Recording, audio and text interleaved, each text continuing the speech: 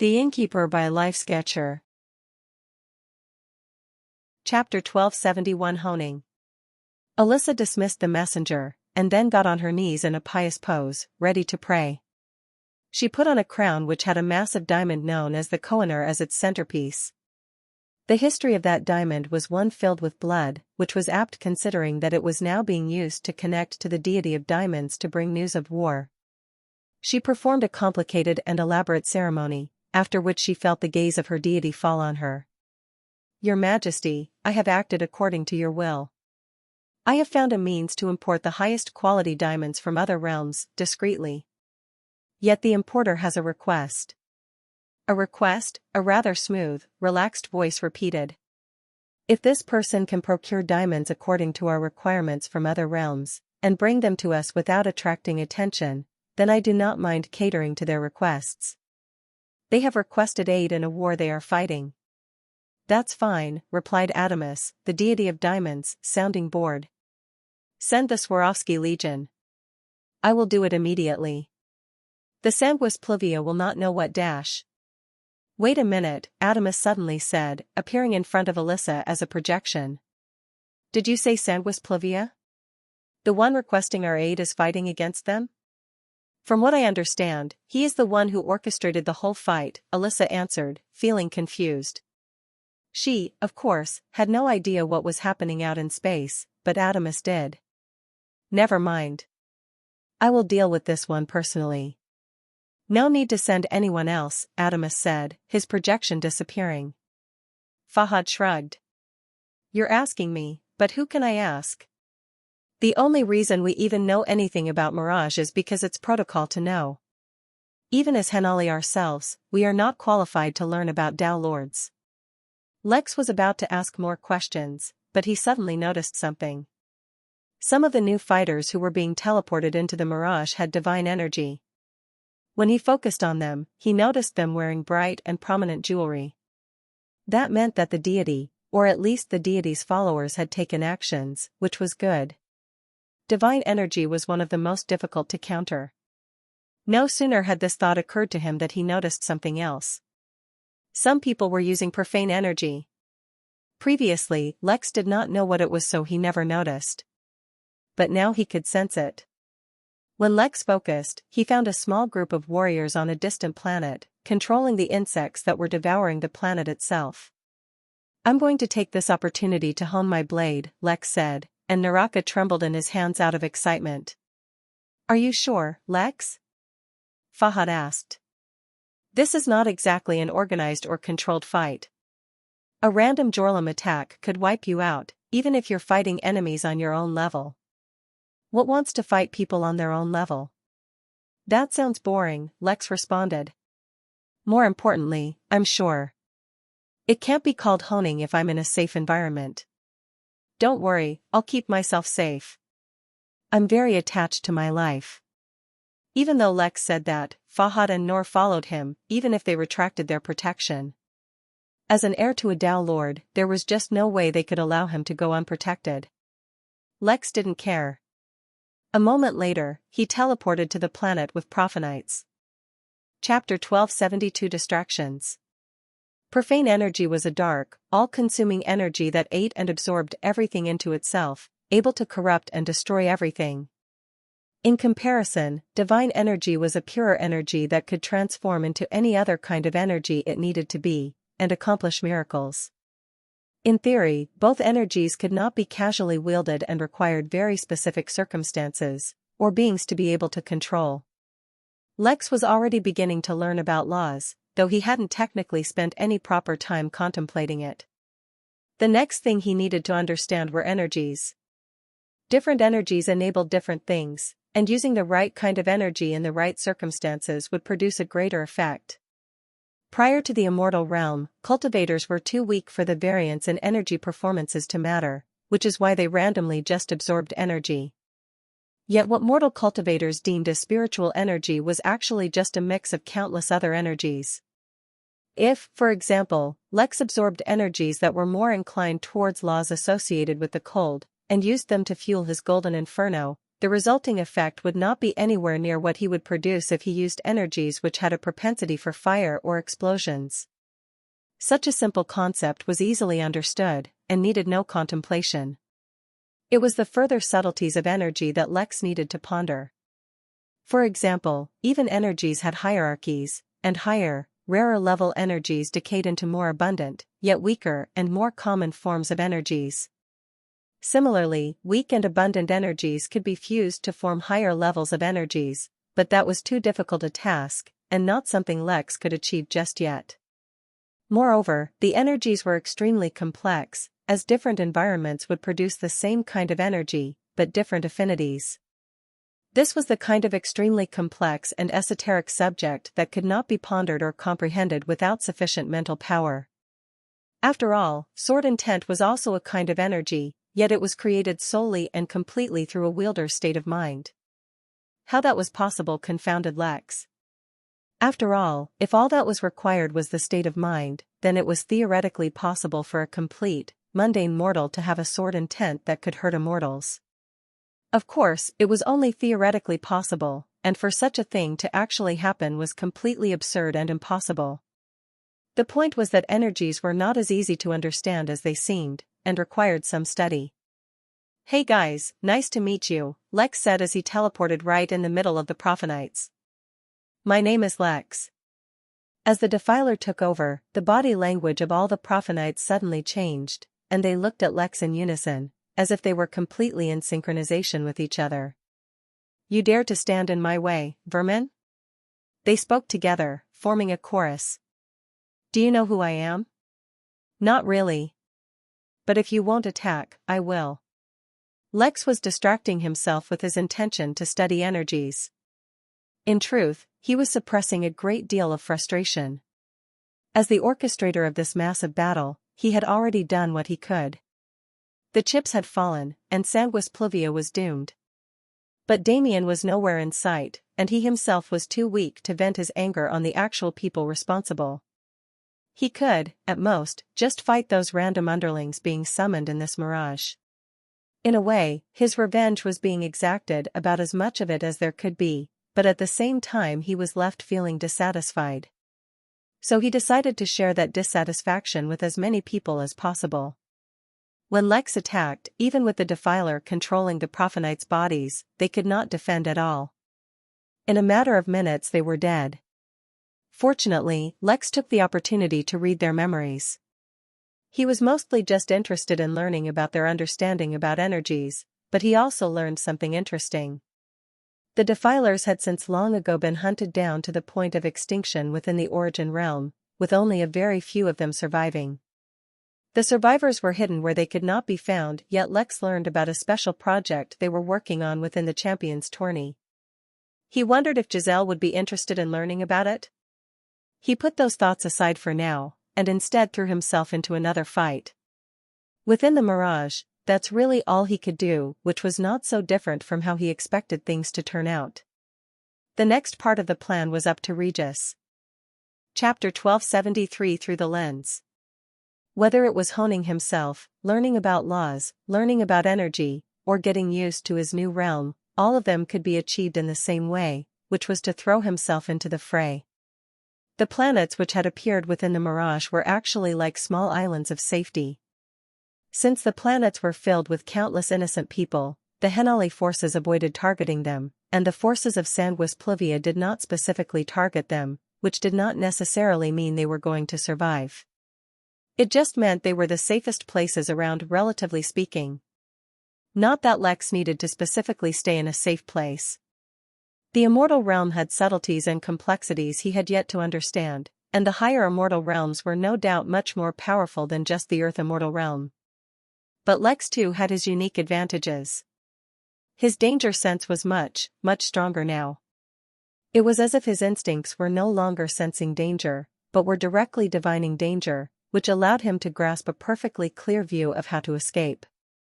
From a certain point of view, it could be said that Lex was only a hair's breadth away from danger. But for Lex, the breadth of a hair, under the guidance of his instincts, might as well be as vast as an entire realm. Amidst the rippling chaos of the battlefield, Lex flitted about like a kite in the wind, completely unharmed from the surrounding carnage. The irony of the situation was that any of the attacks around him would be enough to cripple him if not kill him, and would have an effective radius far larger than he could escape ordinarily. But there were so many of such attacks, that they constantly cancelled each other out, or at least diminished each other. That created the perfect playground for Lex, who fought countless villains, saved countless people, though whether they were actually saved was yet to be seen, and learned numerous secrets from reading people's minds. At the same time, he gained a deeper understanding of his own tenet.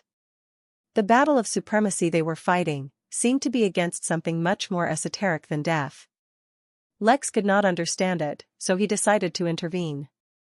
One by one, he saved those on the verge of death, or gave the slightest helping hand, and watched the tide of the battle change. The more often he saved them, the more he gained bits of understanding, until he finally realized what it was, and something within Lex trembled once more. Lex groaned. Great. Now he had two tribulations waiting for him. The speed of his growth was astronomical. Even when he began cultivation, he was not as fast as he was now. It seemed the level of comprehension his cultivation technique afforded him was much greater than that of ordinary Earth immortals. Since growth in the immortal realms was heavily dependent on comprehension, the more secrets of the universe he learned, the quicker he would grow. Fortunately, or unfortunately, each secret Lex learned was so massive that it automatically triggered a tribulation, pushing him up levels. The battle for supremacy that he noticed with great effort was that of those fighting against fate, or destiny. Much less obvious and apparent than death, destiny was like an invisible hand, guiding, forcing everyone along to a destined event even if the path was not determined. Yet it could be fought against, but matter what, Lex never saw a single person succeed against destiny. Each tiny victory they had just changed the path or route that destiny led them on, but not the destination. Unaware, everyone would stop fighting the moment they stepped onto a slightly more preferable path.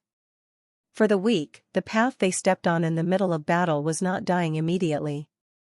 If they kept at it, they might survive the whole ordeal. But would they actually survive? For too many, death and destiny were pulling them in the same direction, gaining the upper hand in that particular battle for supremacy.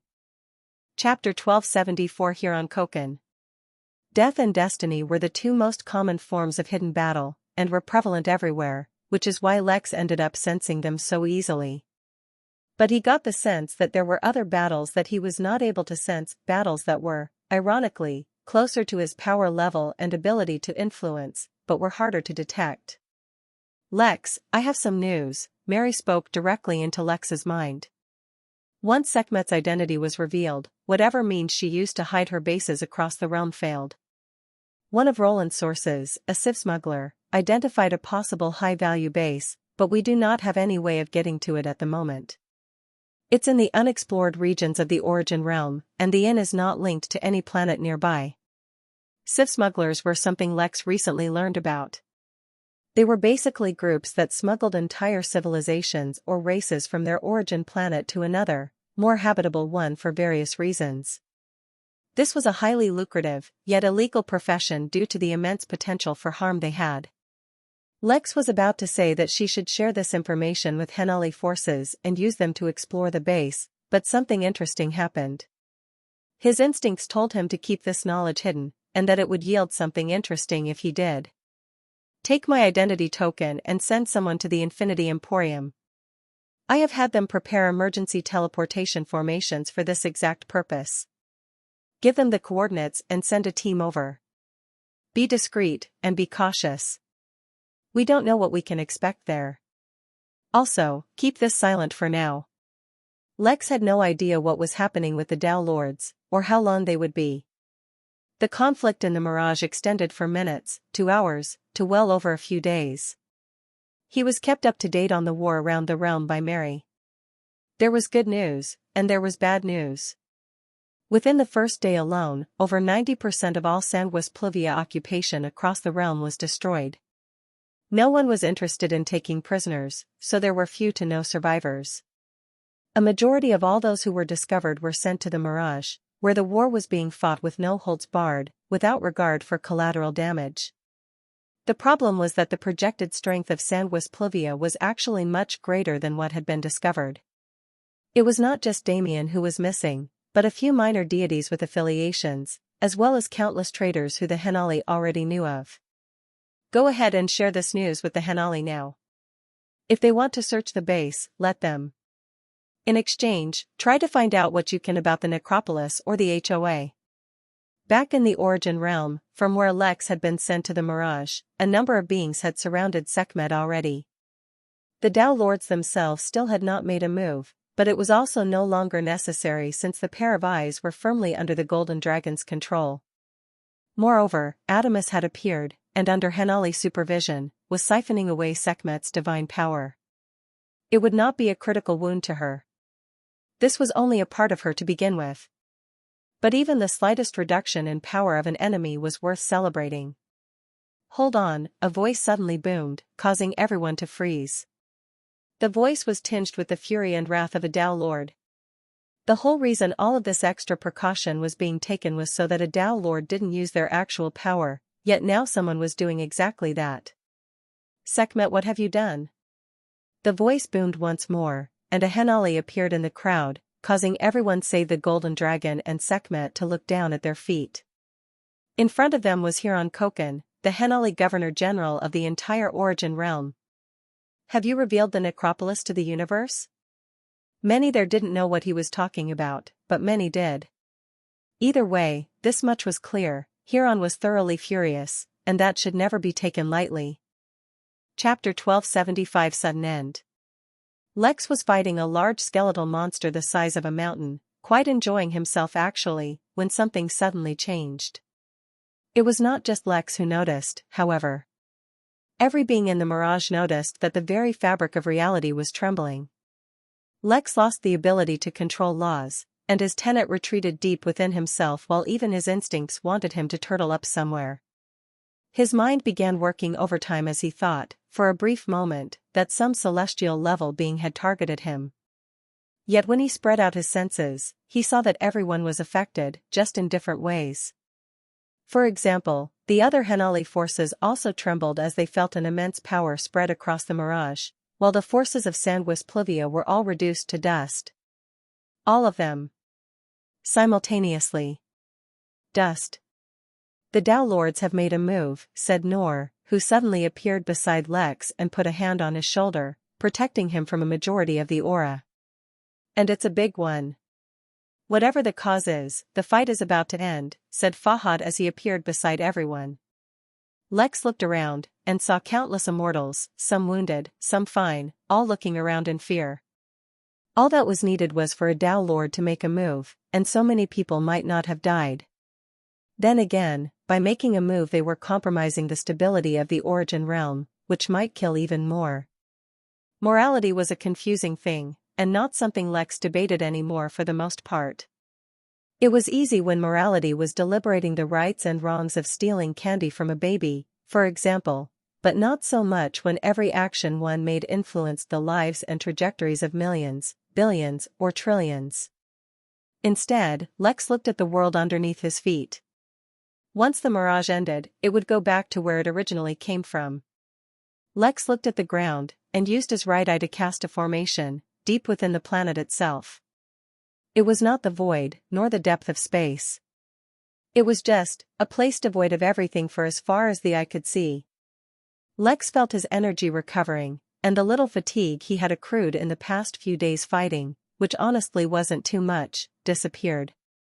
In a matter of minutes, Lex was back to his peak state. His suit, which had at some point disintegrated, returned to exactly how it was.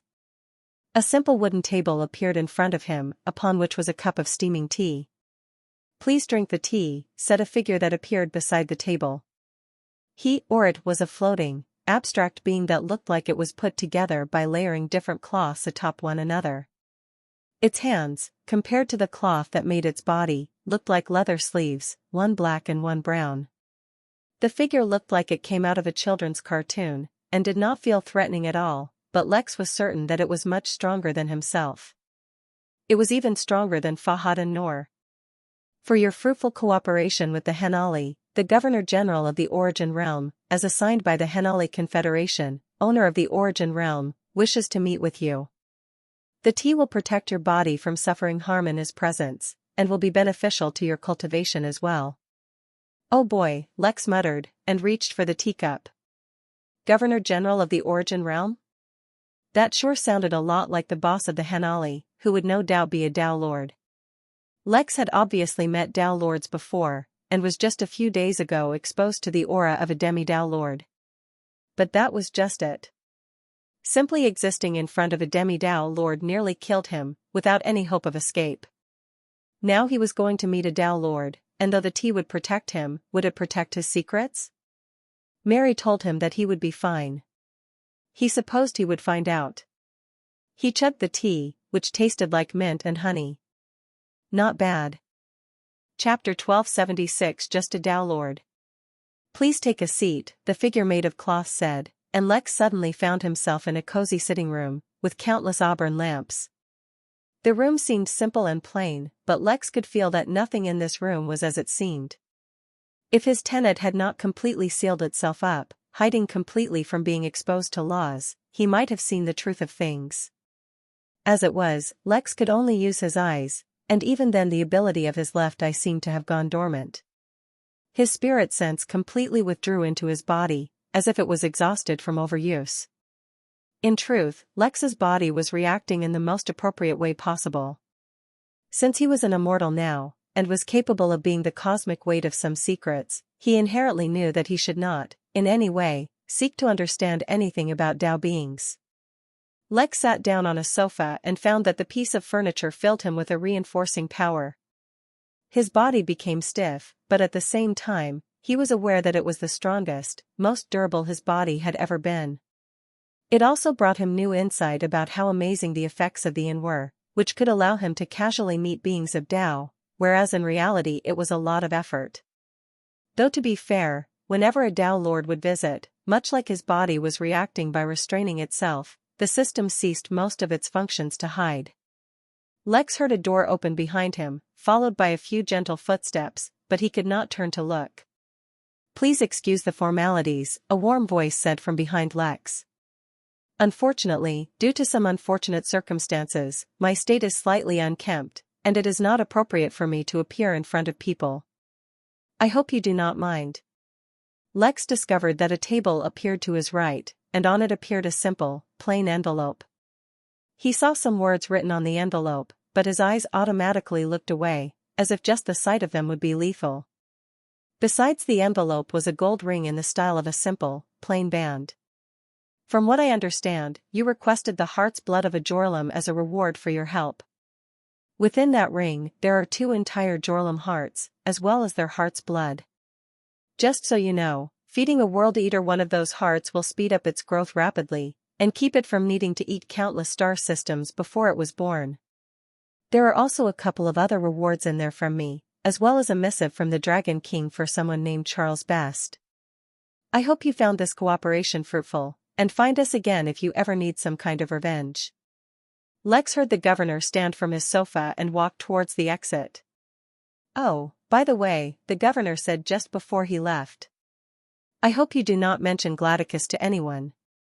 The innkeeper will likely take care of things when he reads my letter, but on the off chance that he does not read it immediately, I thought I'd put forward that request, anyway. I'll make sure no one even remembers the name, Lex promised. The governor did not respond, and instead looked at Lex one more time.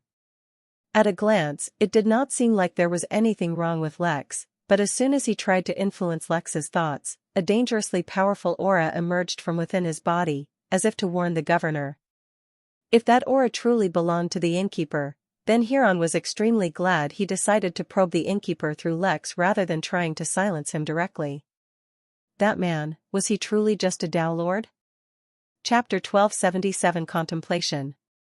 After the Dao Lord left, Lex remained seated for a long time. He hadn't realized it at the time, a part of his mind automatically eliminating any negative thought originating from the Dao Lord, but his body had been subjected to quite a lot of pressure while the Dao Lord was there. It was physical pressure, like one felt when diving deep into the ocean. It pressed on him with enough force to crush a star, but the reinforcement of the sofa itself kept Lex safe.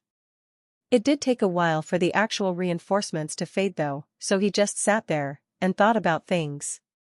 Much of his plan had worked, and much hadn't. He knew that the Gladicus necropolis and HOA were his leads to finding Damien and the rest, most likely, but discovering what they meant was not going to be easy. He meant what he said to the Tao Lord. He would take all the staff into the Chamber of Secret, and seal away knowledge of the necropolis for now. One could not take half-hearted measures when it came to a Tao Lord's request, and Lex hadn't missed out on the correlation between the necropolis and everything else. As soon as Lex had Mary informed the Henali about Gladicus, the Tao Lord struck and ended the fight. Moreover, he was visited personally by the governor of the entire realm, who literally told him to keep it a secret. Until and unless Lex had the actual backing of a Tao Lord, or the strength of one, he could not look into it anymore. Hopefully, then, the HOA would be a good lead. Lex also thought back to what Lilith had told him. She had said that he had done something that others should not have been able to do, interfere in the plans of a Tao being. That caused Lex to frown. Everyone thought that the Innkeeper was protecting Lex, but he knew that wasn't true. Unfortunately, he did not know what exactly the reason was either. But while Lex had once embarked on his cultivation journey, uneducated and lost, he was no longer as such. He had spent a lot of time in the Midnight Realm studying, expanding his horizons, and learning about new topics. Ever since Cassandra had told him about the Realm Wars, and Lex realized how truly tiny he was, he'd done his utmost to expand his understanding of the universe. The Origin Realm, which was where he had spent a majority of his time, and was the main realm that the Inn was connected to, was too small and insignificant to play a part in the Realm Wars which were wreaking havoc across the universe. Occasionally, through the two rhino centaurs, he'd also learned something interesting about the other realms. It really put everything into perspective for him. If his life were a video game, then the Origin Realm was the starter village where he got a tutorial on how to play. Reaching the Immortal Realm brought him up to the minimum level needed to explore the rest of the video game, which in this case meant the universe. But being at the minimum level also meant he'd likely die anywhere he went, so first he needed to get even stronger. That started with understanding what was special about him. "Mary, can you compile a report for me about the phenomenon that occurred when I broke through the Immortal Realm?" Lex asked as he finally stood up from the sofa. "Also arrange a meeting with Jotun, and give me an update on the battalion's progress." In the Crystal Realm, the Midnight Tavern once received an unexpected gift from the Craven. "Soon, it'll be time we return the favor."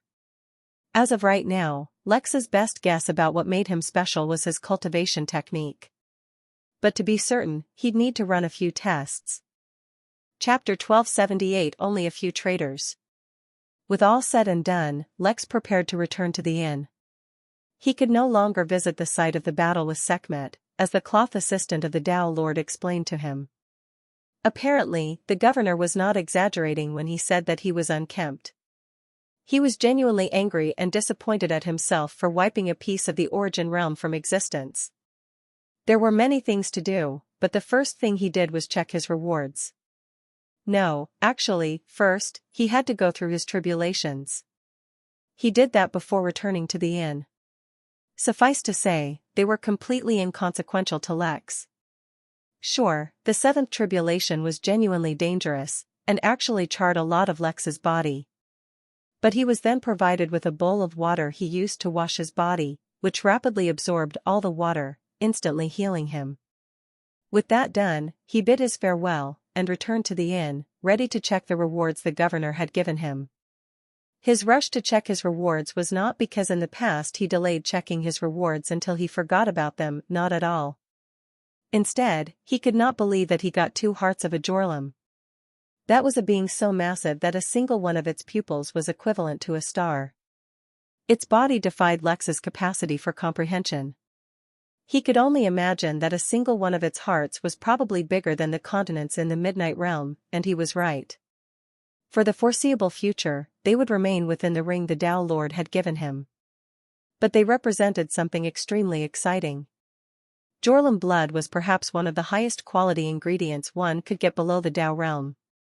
If anyone tried to absorb it they would die via explosion, but since when had that been an issue for Lex? He'd found a way to use cosmic erosion elixir to give his workers spatial abilities. He could only imagine what he could do with this. First, he would use it to elevate himself, and then the others. Then he looked at the other rewards he'd gotten. One was a small note, letting him know that he could keep entire planets inside this ring, not that he was surprised. This was larger than anything he'd ever seen before. It was larger than entire minor realms. Lex almost burst into laughter. The system was petty. But he had to admit, it sounded quite appealing to visit another immortal-level hotel and see how they do things. He put it on his agenda. Mary, do we have any information about the HOA yet? Not beyond the basics. The HOA is an organization of rogue cultivators, and they don't really have too stellar a reputation. The Henali share your suspicions about them being responsible for the evacuation for other high-level members of Sandwest Pluvia. They'll update us when they learn more. By the way, your meeting with Jotun is set in a few hours. Apparently, he will be joined by William, and they're bringing something that'll help Moon's situation. They also said they have news about Liz, and will share it when they arrive. Everything was coming together, which was honestly much better than he expected when he started preparations for this massive war. How is everyone faring? Was the cooperation all right? No unexpected issues? Considering that Lex had allied with devils, angels, AI, demons, pirates, bunnies, peacocks, beasts, and countless other races, empires and organizations, he did not expect everything to go smoothly. But then again, everyone knew what they were getting into.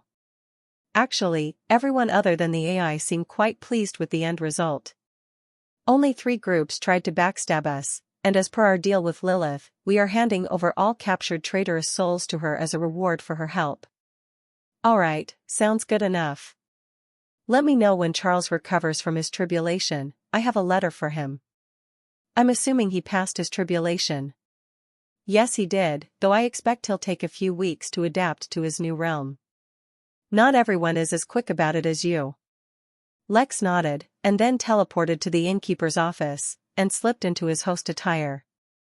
He sat down on the table, then mentally prepared himself to pull out the governor's letter.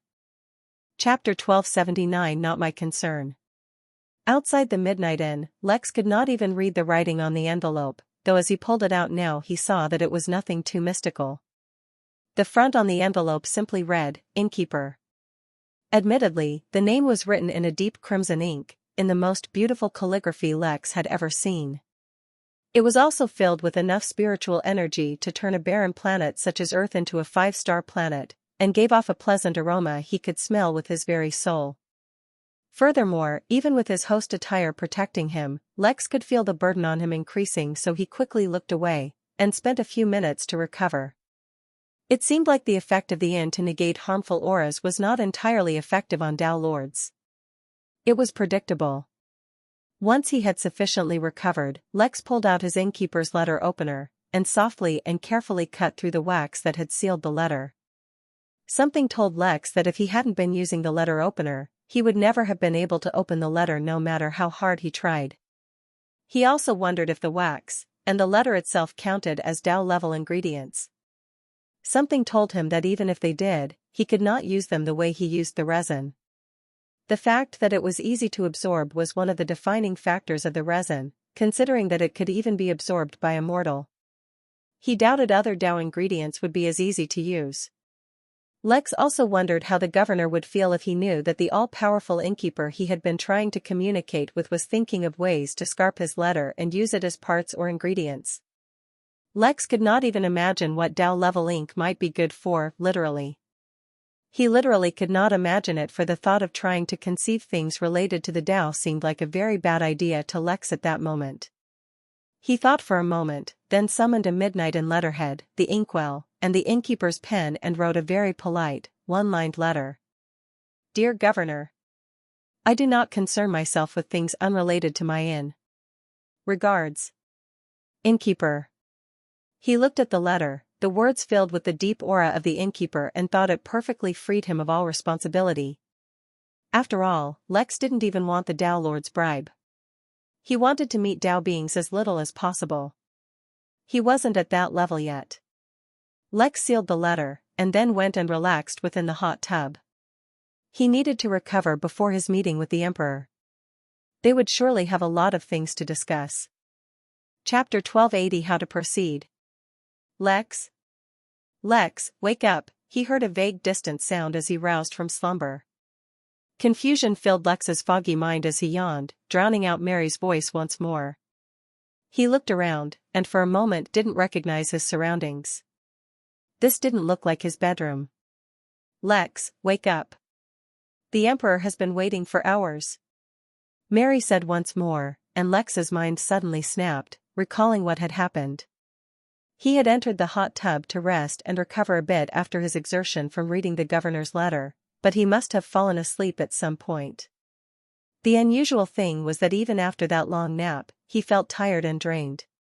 He made a mental note to avoid anything dangerous until he completely recovered, but then teleported to his room and quickly started suiting up. Sorry about that, Lex said.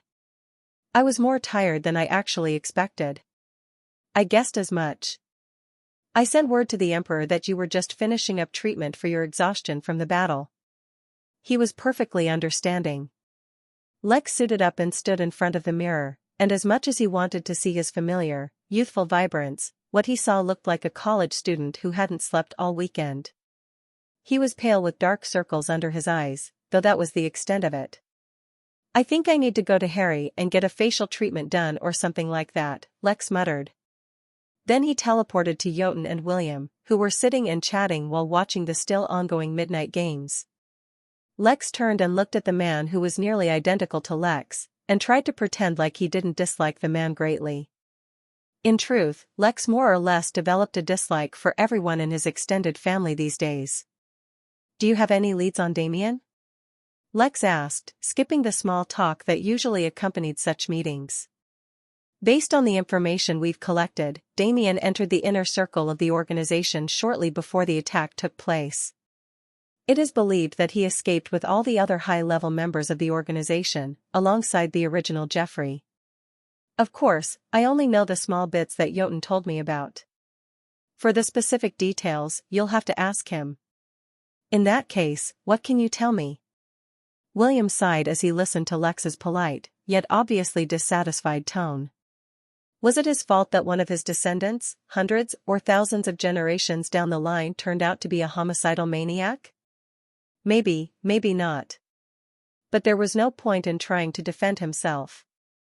Even before this incident, Lex barely learned to tolerate William. There are a few things which fall under my domain. For example, I can offer some guidance in aiding your sister's situation. The Henolly also used their own resources to find Liz for you. We have not approached her yet, considering the immense effort she is putting into hiding. We thought we'd let you decide how you want to go about that situation. Tell me about Liz. Is she all right? Lex asked immediately. He hadn't forgotten that his rather introverted sister had run away after Damien tried to parade her around, looking for the best marriage candidates for her. Or at least that was the story. Considering how devious the man had proved to be, Lex doubted it was so straightforward.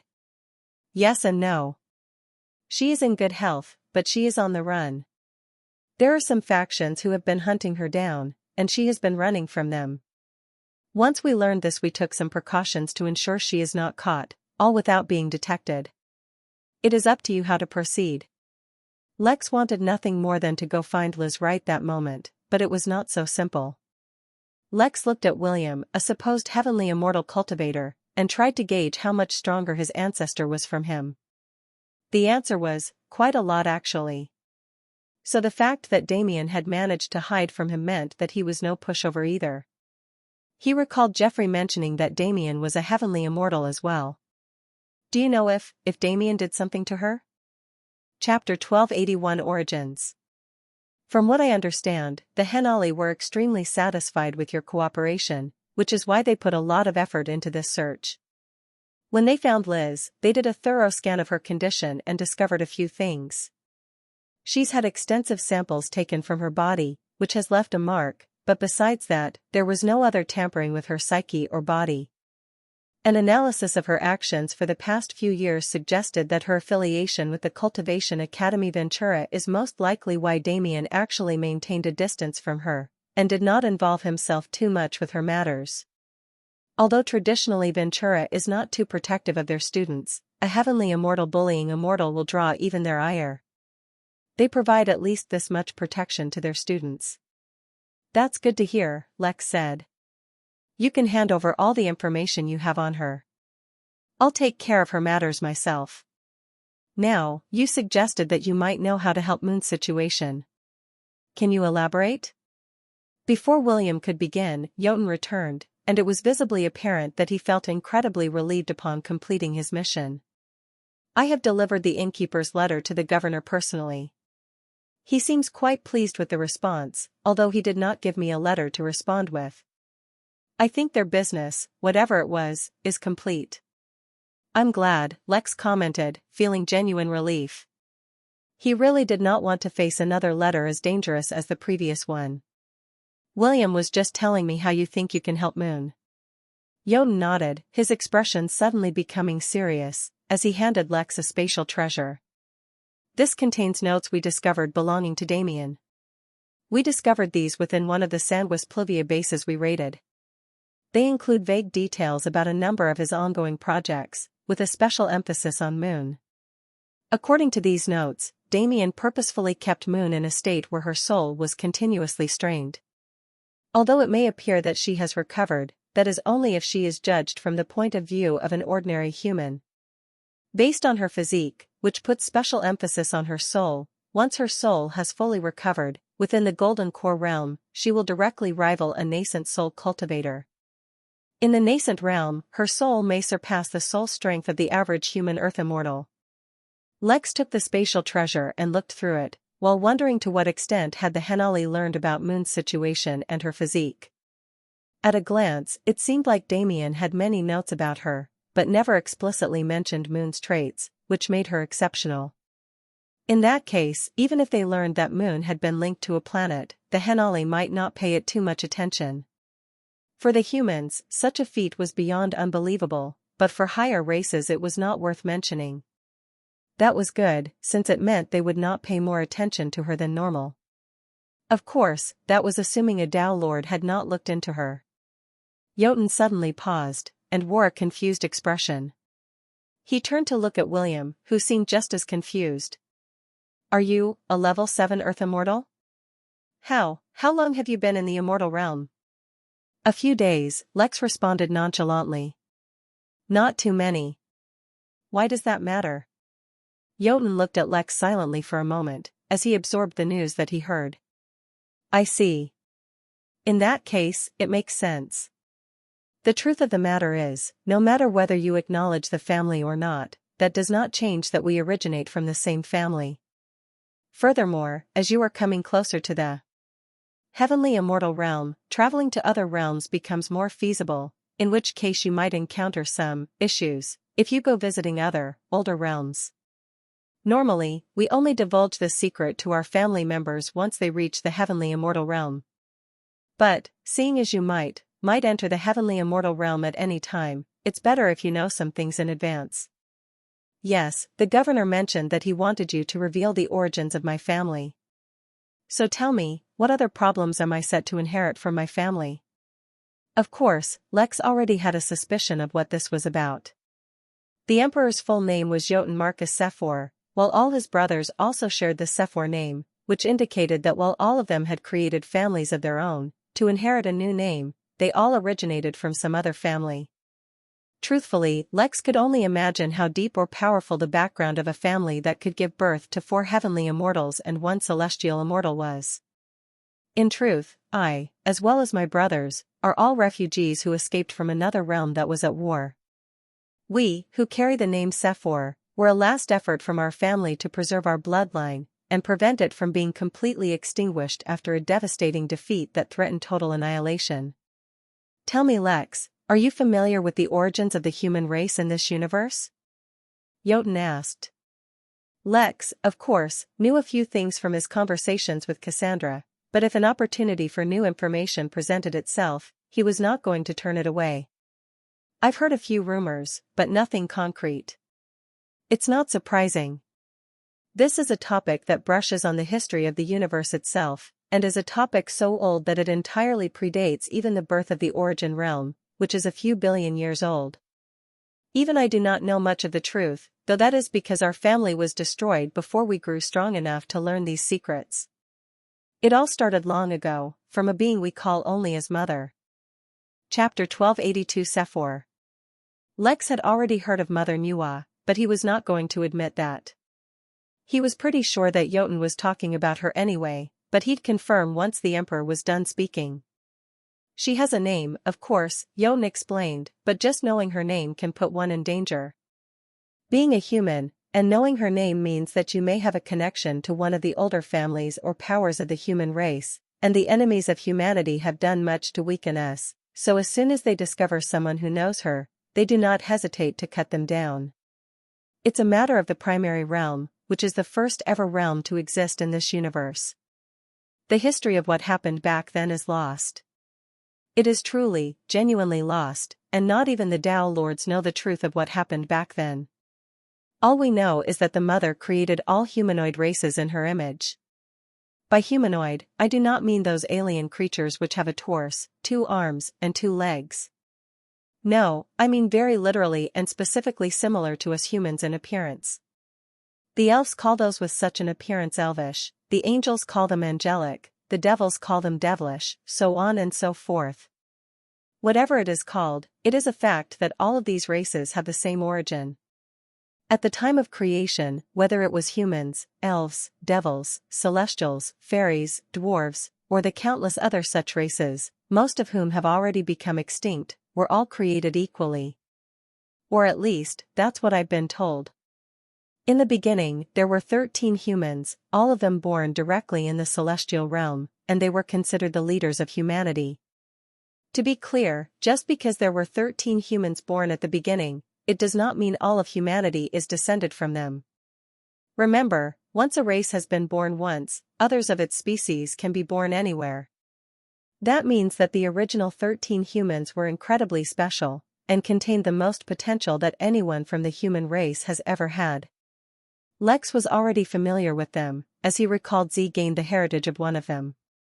That is the origin of the human race, and a lot has happened since then. Most who were born together with the humans have gone extinct, their race not even leaving behind a name or memory of what they were like. Some, much like the humans themselves, fell from grace and became weaker as a whole. Others, like the devils and angels, gained strength, while others, much like the celestial race, attained a position near the peak of the universe, and it has reflected in their race. Too much time has passed, and there are too many secrets forgotten by history, but what is true even now is that the Mother had enemies, just as humans and all humanoid races have enemies. Since even the Innkeeper kept the guise of a human, and so did all of its workers, the Inn clearly looked like it was a budding humanoid force. Getting caught in some ancient feud he did not understand did not sound like fun. Lex was reminded of the ridiculous situation of the fairies. Their entire race was cursed to become targets of slavery and to being misused and forgotten, despite their amazing potential. Were they victims of the same people who sought to destroy the foundations of the human race? He resisted the urge to sigh. The Sephor family, he had no feelings towards it, positive or negative, but it didn't feel nice knowing that he could be targeted just for being one of them. Much more importantly, Jotun was of the belief that the original 13 humans had the most potential among their race, which is why their legacies were being targeted. It was not bragging for Lex to say that he thought his own potential was also great, which meant that if the enemies of the human race saw him, and detected his potential, then he would be targeted regardless of his family background. One solution was to, of course, just not go to new realms. Lex also didn't feel any rush to explore new realms, for just the origin realm was enough for him till reached higher realms. But Lex knew his luck all too well. If he didn't go out, then sooner or later the enemies of humanity would end up coming to the origin realm as well. The Midnight Realm itself was just begging to be visited by such people as well. Oh, there was also the matter of Cassandra undergoing the tribulation to become a Tao Lord. Her real body was hidden in the origin realm, and her clone was in the Midnight Inn. If such powerful entities were bent on harming humanity, then they would never miss out on a human becoming a Tao Lord. They would have ways to find out about it. So their encounter was only a matter of time. Just so that I'm clear, the fight against the races is independent of the realm war wreaking havoc throughout the universe? Oh yes, of course. The realm war will finish sooner or later, but the race war has been going on since the very beginning of time. It will not end so soon. Just like we have celestials who are at the peak of the universe, our enemies too have incredibly powerful forces that govern the state of the universe. I'm afraid this conflict will not end until one side loses out entirely. Of course, I am not qualified to comment on the state of the world. Who knows? The Mother might make another move, and bring us back to the peak we started from.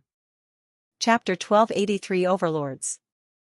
Even if Lex ignored the fact that the Midnight Inn was literally training its workers inside the Temple of Fasting, which was a temple specifically made to train humans, and contained the heritage of all 13 of the first humans, his presence alone would be enough to get them pulled into this war. If the enemies of humanity, whoever they were, operated with the agenda to eliminate anyone with immense potential, then Lex would be at the top of that list if they ever discovered him. No wait, if any Jeffrey clones survived, and had the memories of him from back in the Trial of Eternity, then Lex should operate under the premise that news of his potential had already spread, or was eventually going to be spread. After all, that's what Lex would do if he had an enemy he couldn't kill himself. He would make sure that anyone who might seek to harm his enemy would be equipped with the most accurate, up-to-date knowledge. Then there was also the fact that Z had obtained the heritage of Zarek, the 11th human ever born. Then there was the fact that a majority of the staff in the Midnight Realm had undergone countless baptisms of spiritual energy, raising their potential to the absolute limit. Lex was certain that there were very few forces in the entire universe which had as many high-potential humans as the Midnight Inn. Who are these enemies of humanity you keep talking about? How can I avoid them if I don't even know who they are? Jotun shook his head disappointingly. I myself do not know. If the Henali know, they have not told me either. I only know that the Sephor family was being attacked by beasts when we were evacuated. To be specific, we were being attacked by felines. But it is likely that those beasts were just subordinates to whoever was targeting humans to begin with. Lex sat back in his chair and thought about things for a moment. The Midnight Inn sought to be a neutral organization, but there was no neutrality in the universe. By birth alone, he was already within the camp of the humanoids, and had to prepare to be targeted by unknown enemies. He turned and looked at the Emperor, a mighty cultivator in the celestial realm and heir from the Sephor family. Now he was just a subordinate of the Henali. Celestial immortals, for all the power they held, were still just subordinates to Tao Lords. With the help of the system he had now built numerous cities already to host the hundreds of millions of guests that occupied his inn. He had cheats and he had a competent staff that never caused internal problems, and even then Lex knew that he wasn't giving his inn enough time to run things properly. That was one of the reasons he wanted to create clones so much. Yet when compared to the Emperor, who was controlling a much vaster empire, it was still insignificant. The Emperor smiled. It was good to know that there were some things which could still impress Lex. The young man had incredible exposure, but that also made it hard to have a normal conversation with him.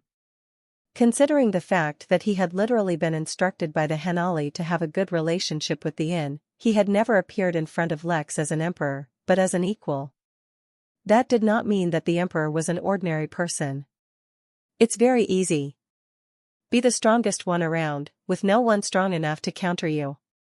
If it weren't for the Fugans, I could expand the empire even more. But how would you manage such a vast empire? Lex asked, then realized they were getting sidetracked. That's easy too. Just as there are sword cultivators and formation experts, I have nurtured an army of administrative cultivators. Their cultivation is uniquely suited for managing my empire. If you wish, I can introduce you to some. Lex shook his head. We're getting distracted.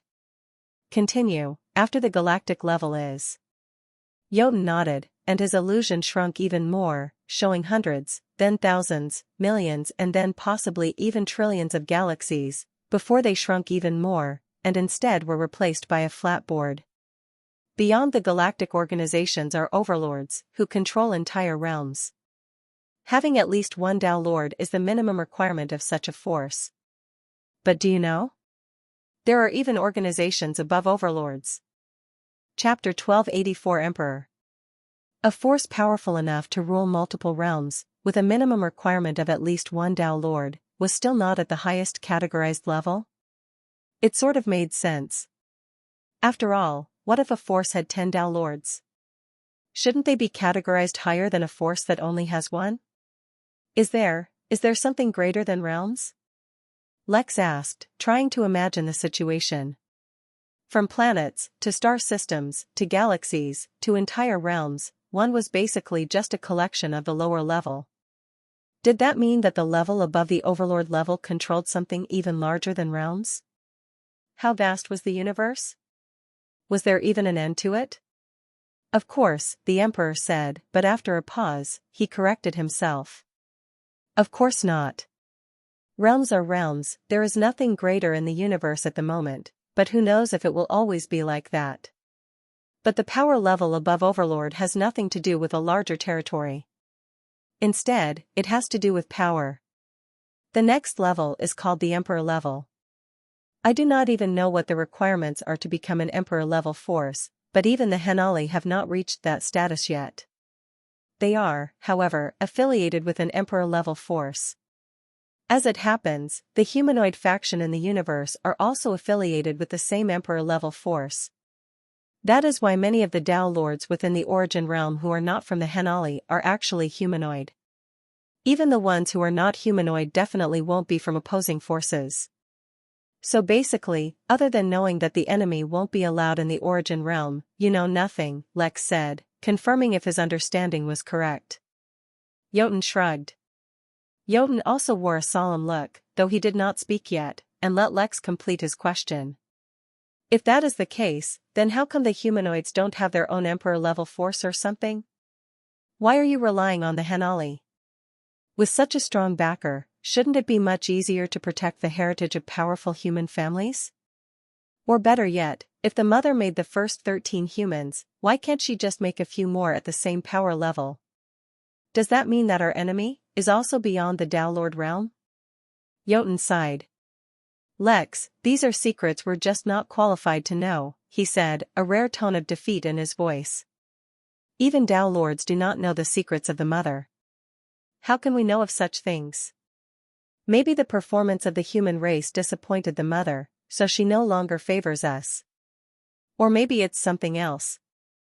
These things are too far away from us. The point of me telling you of our ancestry was so that you're aware that you too have a target on your back now. Your performance within the trial of eternity has gained the attention of multiple forces. If you weren't already a part of the Midnight Inn, then many would try to recruit you. At the same time, those who seek to harm you will do their best to ensure your information is leaked to any and all forces who might want to harm you, whether it's the enemies of humanity, of terrorists, of the Fugan, of everyone. What's the background of the Fugan? Lex suddenly asked. If the Henali truly have such a powerful background, how come they can't even rout some terrorists within their own realm? Are they also affiliated with some Emperor-level organization? The Emperor paused for a few minutes, as if thinking, before he answered, this is a delicate matter which has to do with the history of the Origin realm and the Henali. This should not have too much of an impact on you, so it's best we don't get into it. Sometimes, knowing too much can give others leverage over you. Your performance with Sanguis Pluvia was so good that many are already clamoring to forcefully conscript you. I think it's best we don't give them any excuses. Chapter 1285 Whims. Lex and Jotun continued their conversation for a while, but it was more or less evident that Jotun either did not know secrets about the greater universe, and that revealing the secrets would involve Lex in certain matters that were best avoided. He subtly became aware of karma, and how even knowledge could bind him to some karma. He did not understand thoroughly what karma was yet. Surely it was more complex than the simple explanation for it from back on Earth. Even so, he did not ask Jotun. Who knew if learning a little more might trigger another tribulation? It was best to take things steadily and slowly for now. Even so, Lex could learn many useful things from the Emperor. Even if he did not know the many secrets of the Sephor family, he still knew many things that were considered secrets to others. Of course I've heard of the Zarek family, the Emperor said. In fact, it is said the Sephor family became vassals of the Zarek family for a time, and even that some from the Sephor family married into theirs. It's a tragedy that anyone with the bloodline of the original kings was hunted down, or by now the Sephor and Zarek family might have merged into one. Ah, so his ancestors worked for Z's ancestors? How the tables had turned. Eventually, though, their conversation came to a close. They had nothing left to talk about, so Lex excused himself. He had to go prepare to rescue Liz, which was trickier than he expected. Before he left, though, Lex recalled something important and decided to mention it to the Emperor. Raphael, you say? The Emperor asked, rubbing his chin. I can look into him, but I don't see how a mortal can be of any help against the Fugan. Just like I had my sources, he has his, Lex said. Of course, I could be mistaken. But I have a feeling that he will play a big role in overcoming their threat in the future. The Emperor nodded, and promised that he would find and talk to him. With that done, he turned his attention to Liz. Apparently, Liz had some kind of treasure on her that made it very difficult to divine her location, or peer into her secrets. Of course, such a treasure was only effective up to a certain power range, but that definitely included Earth immortals. According to the information Lex got, it was suspected that she got her hands on that treasure through Ventura. Looking at her directly, Lex frowned. Why did it seem like her clone was even weaker than it originally was? Cassandra opened her eyes and looked at Lex. For a moment she seemed dazed, but then her eyes quickly narrowed as she studied Lex. You've been missing sleep and food again, Cassandra said, immediately judging the state of his body. You've also rushed your cultivation. Don't you know that, per level, you should spend at least a decade regulating your state before entering the next level? And what's that smell? Don't tell me you've been absorbing profane energy. I already told you not to increase your affinities anymore. Isn't your tribulation difficult enough? I wouldn't be surprised if you'd be facing a farum in your lightning tribulations already. It's good to see you too, Lex said as he recalled this teacher of his, who was much too serious in his opinion. My cultivation is a bit of a mess, but it couldn't be helped. I triggered 5 tribulations back to back, and then 2 more a short while later. I'm actually avoiding studying newer laws just so that I don't accidentally trigger more tribulations. Cassandra's expression remained unreadable as always, though she continued to stare at him. She had almost forgotten how absurd this student of hers was. How was he so incredibly powerful even without making the most effective use of her abilities? She lamented that she couldn't watch over his training more carefully. But her main body could not spare any attention at all, so she could not control the temple of fasting even if she wanted. He was more or less on his own for his training. What about you, though? Lex asked after a few moments when he realized Cassandra wasn't speaking. Get any insights into the Tao? My main body has, indeed, sensed the Tao. This clone of mine would have actually dispersed at that moment, but then I recalled that the Innkeeper had given me instructions to have a discussion with the human king on the crystal realm. In pursuit of that, I severed the connection between this clone and my main body temporarily. Once I have a discussion with him, as the Innkeeper requested, I will reinstate that connection, and then disappear. My main body cannot afford even the slightest distraction during this period. Ah, Lex remembered. Cassandra had the philosophy of becoming the strongest on her own, to support the human race, while Cornelius, the king of the crystal realm, wanted to empower the entire race so that it would not need individual heroes, but would be great as a whole. Their two ideologies were so different. On a whim he suggested that she should meet him. He thought it might bring about interesting results. Who knew that suggestion on a whim would result in Cassandra keeping her clone in the Midnight Realm, which now had benefited him. Oh, that's convenient. I was actually planning on going to meet Cornelius soon, Lex said truthfully. I can bring you to the Crystal Realm when I go, if you wish. Yes, that sounds like a good idea. But you did not come here for this. Tell me, how do you need my help? It does not seem like you need any guidance on studying laws. Actually, it's about my sister. She won't wake up. Chapter 1286. If nothing pops up. Quite interesting, Cassandra said as she heard Lex's description of Moon's condition. From what I recall, when you were scanned back then, didn't the scan also detect you had two physiques instead of one, with the second one being Soulforge Unity? Although your physiques are no longer a concern, it was interesting that you had a physique related to souls, and now your sister has one too. In truth, the Soulforge Unity physique was a result of regal embrace, combining his soul with his body and spirit, but it wasn't like he could go around advertising that. Even more interesting is that your sibling has an interesting physique as well. The chances of two siblings having powerful physiques, considering how rare they are quite low. Wait till you hear about my other sisters. One has a heart of an angel, while the other has 100% affinity with the Beast Master cultivation system. Of course your family is extraordinary. Tell me, are your parents similarly gifted? Lex shrugged. Apparently my dad has some kind of sword-related physique, and my mom is an enigma. I'd rather not get into that right now. Will you come see her? I've had countless other doctors and experts look at her. Everyone suggests I just need to supplement her soul, and I've done that, but she's still asleep. Cassandra took a deep breath, before letting out a sigh. It seemed like she was making a tough decision. I can take a look at her, but not now. I'll do it right before we leave for the Crystal Realm. This clone of mine has extremely limited energy, and each and every action consumes a large amount of it. I do not want to fall short during my conversation with the king. Lex paused, and thought about everything on his to-do list. There was nothing too urgent. He'd go rescue Liz, hopefully cure Moon in the meantime, go to the Crystal Realm for revenge against the Craven Prince, become more comfortable with his realm, and then return to focus entirely on the Midnight Inn.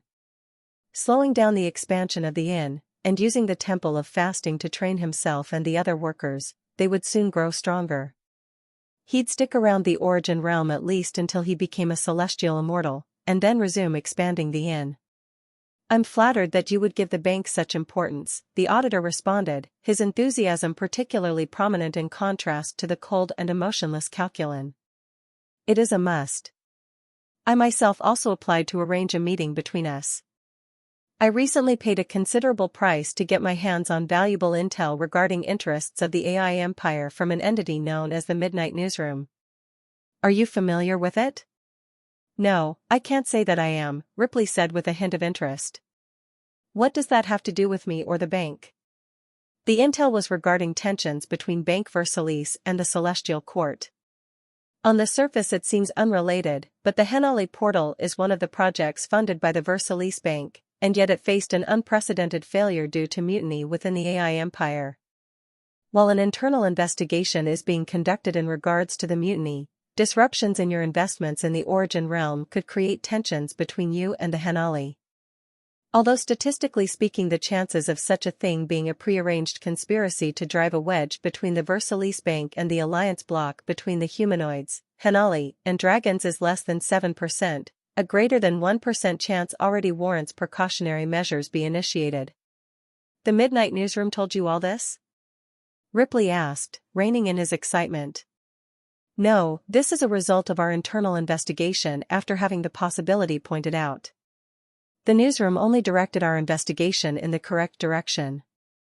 The more important point is that we, the AI Empire, are being dragged into an external conflict, since all our projects are internally insured.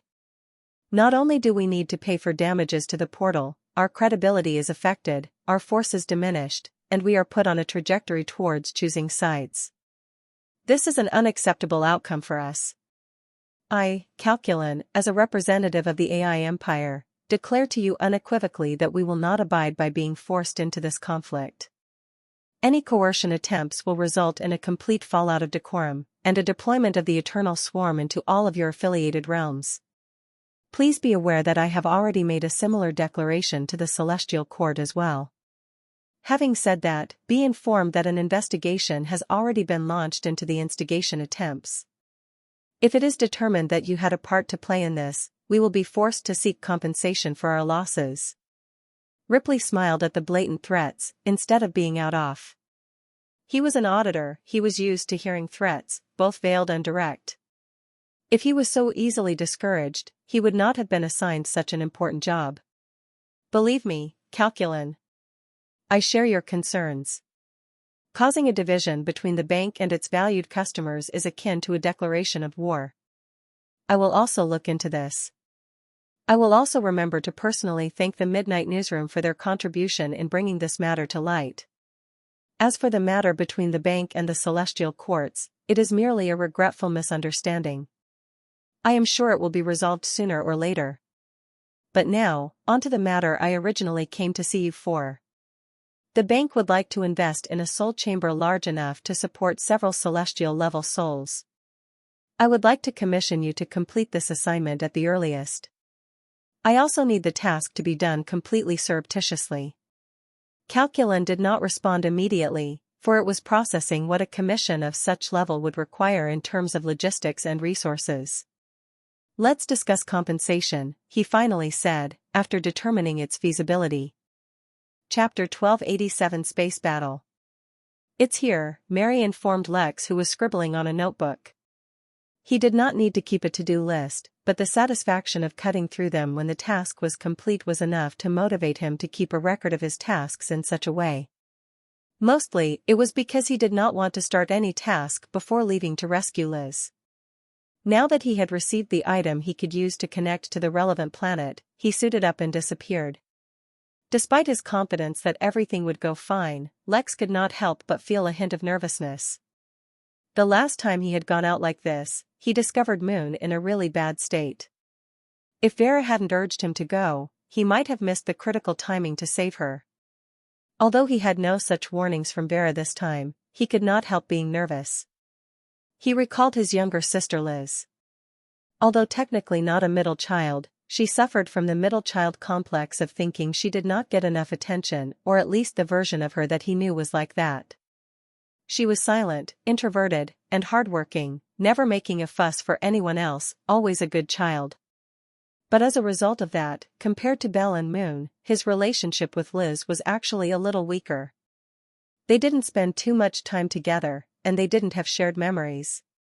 He procrastinated no longer, and teleported over, landing in what looked like a massive junkyard.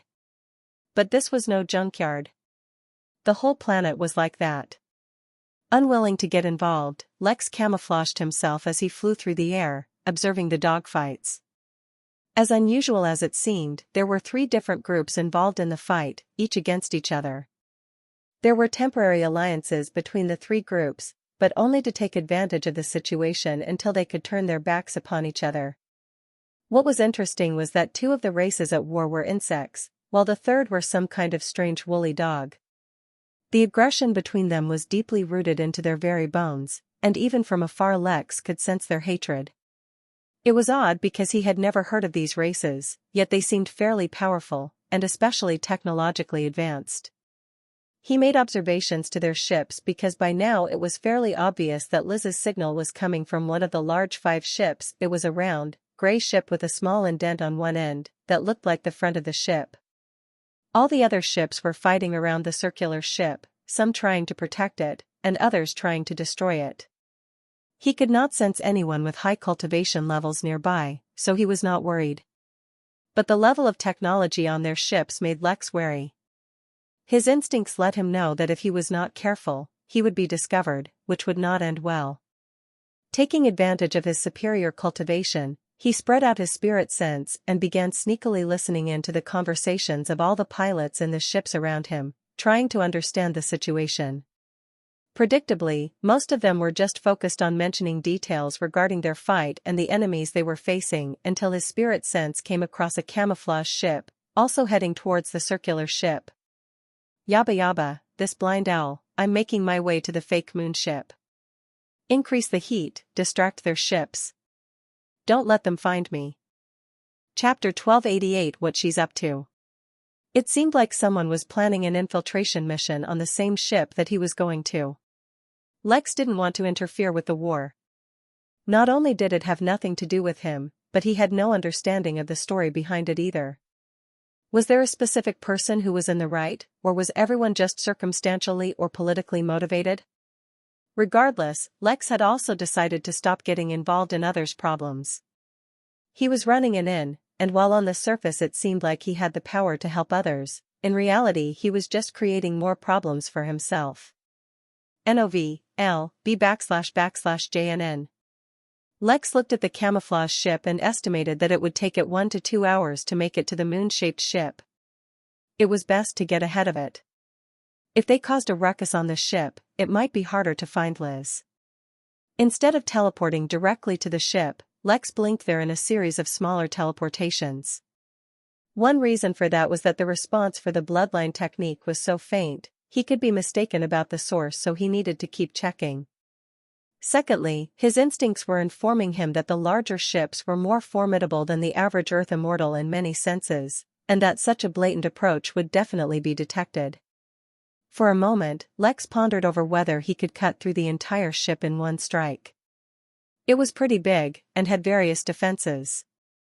Then again, he was an abnormally strong Earth immortal, and he did not just understand the limits of his strength. At first, he thought he did, but soon discovered that his body was still steadily becoming stronger. It seemed that Cassandra was not wrong in stating that it takes the average cultivator 10 years to get used to each level in the immortal realm. That was too long for Lex. He had to discover a way to speed things up.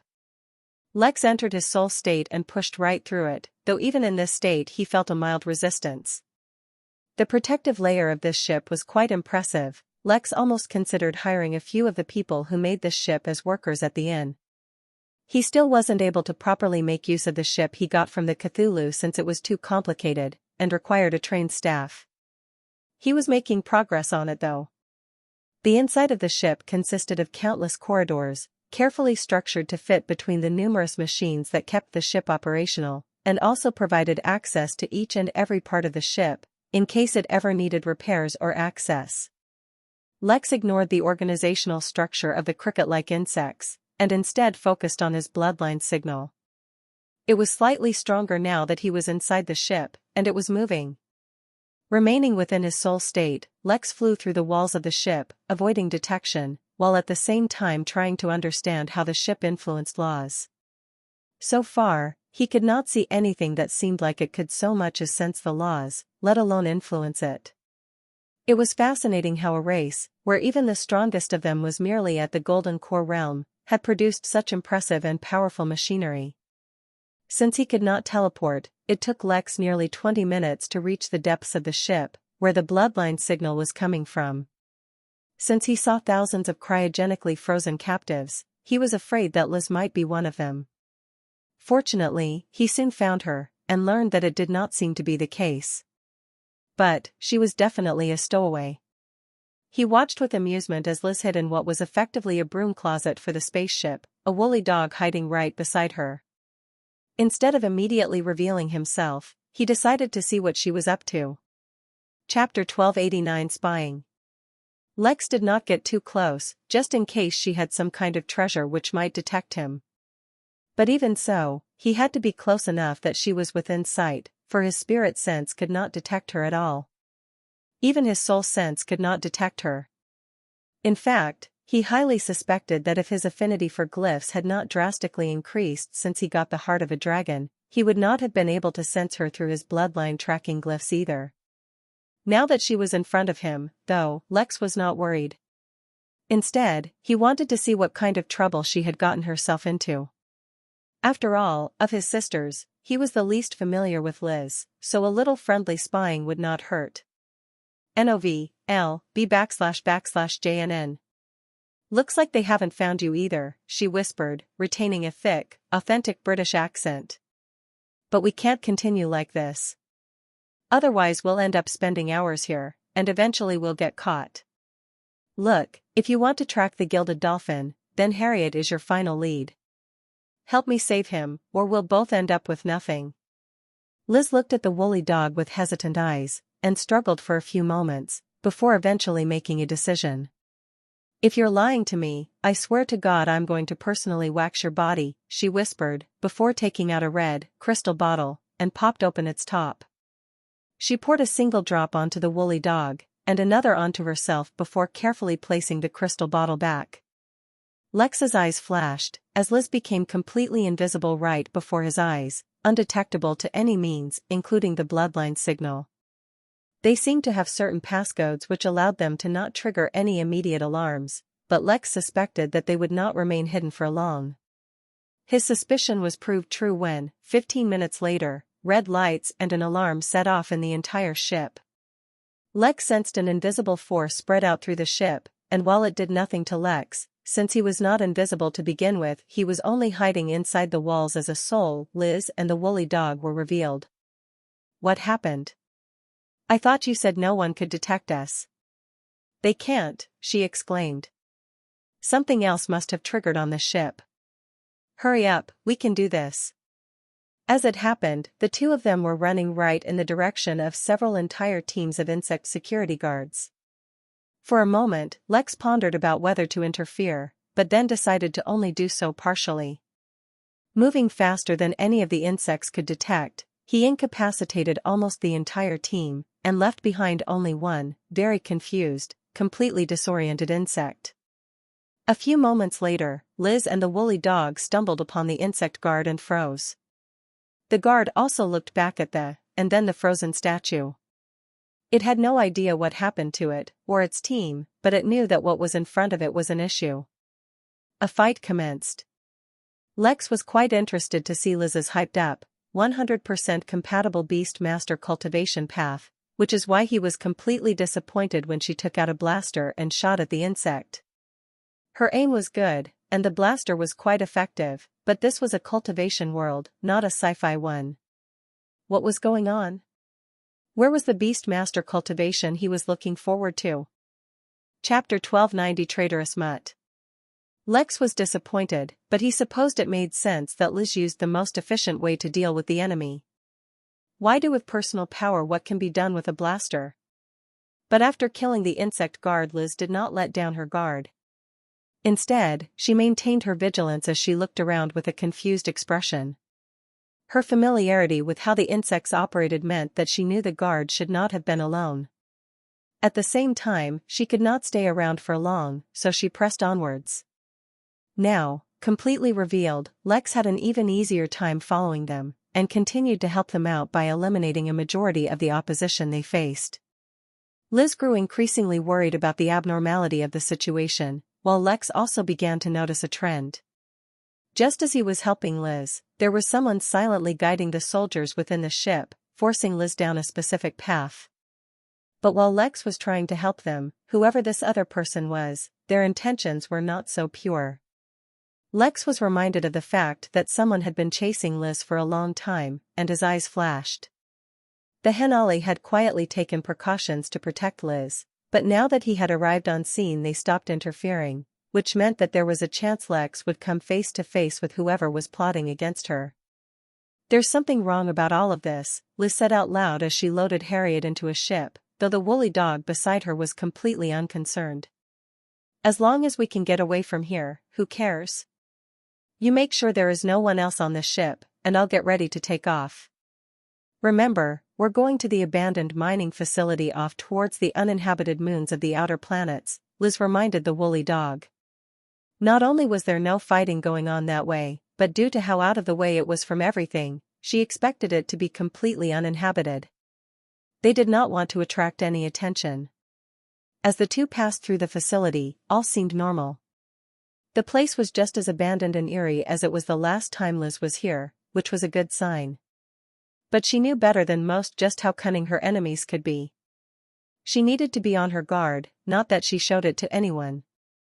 Finally, they reached the heart of the facility which still had power, and they brought the frozen Harriet into the revivification machine.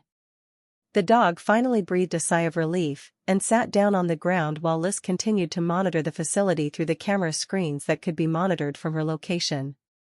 Everything seemed normal, but by this point Liz had already decided that the more it was like this, the more there was something wrong. She was adept at running for so long that she was incredibly sensitive to such things. "And your mother's curse the day you were born," a voice suddenly screamed through the facility, followed by sudden silence. Liz and the other woolly dog suddenly ran towards Harriet, and opened the chamber to find a confused woolly dog, looking around at his unfamiliar surroundings. He did not recognize Liz, but the moment he saw the woolly dog, his expression turned angry once. You unfaithful mutt. I'll kill you." Harriet screamed and tried to attack, but his body was still suffering from the effects of being frozen, and so he had no strength. "Ah, Harriet, Harriet, Harriet. I finally got my hands on you. Where will you run now?" The doors to the facility were suddenly slammed open, and a host of human troops marched in.